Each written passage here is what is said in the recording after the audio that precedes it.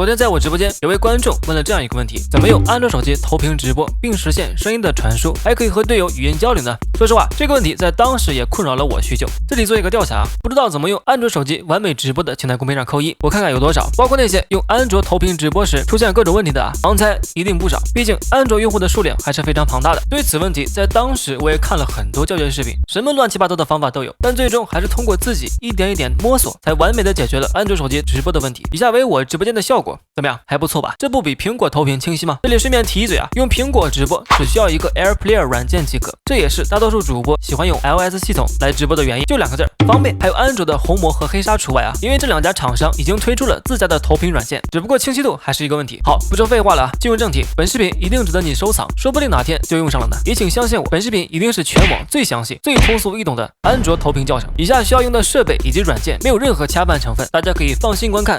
硬件设备清单，可以输入伴奏的声卡，这里只列举我亲自用过的3种没问题的啊，分别是魅声 T600、T800和 T900。其实很多声卡都可以，只要你问客服有输入伴奏3.5毫米插孔的声卡都是可以的。接下来还需要一个3.5毫米接口的迷你麦克风，当然你想用更大的也没问题，只是迷你的用起来更方便。耳机1分2连接线，两边都是3.5毫米的连接线，还有带3.5毫米耳机孔的安卓手机，如果没有，买一个 Type C 转3.5毫米的连接线即可。如果想边充电边直播，那就需要成本高一些的 Type C 1分2连接线了。准备好以上所有的东西，接下来就是软件部分了。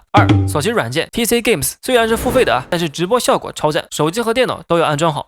操作步骤：电脑登录后选择直播投屏，再打开手机上的 TC Games， 点右上角的扫一扫，扫电脑软件上出现的2维码即可。如果版本不兼容，电脑上的 TC Games 会提示你安装最新版本。操作好后，现在图像是传过来了，那声音呢就要用到刚才乱七八糟的连接线了。家有耳机1分2的连接线，只有一个3.5毫米插孔的这一端插入手机的3.5毫米耳机孔，如果没有就插转换器，再将3.5毫米的麦克风插入耳机1分2带有小话筒标识的一端。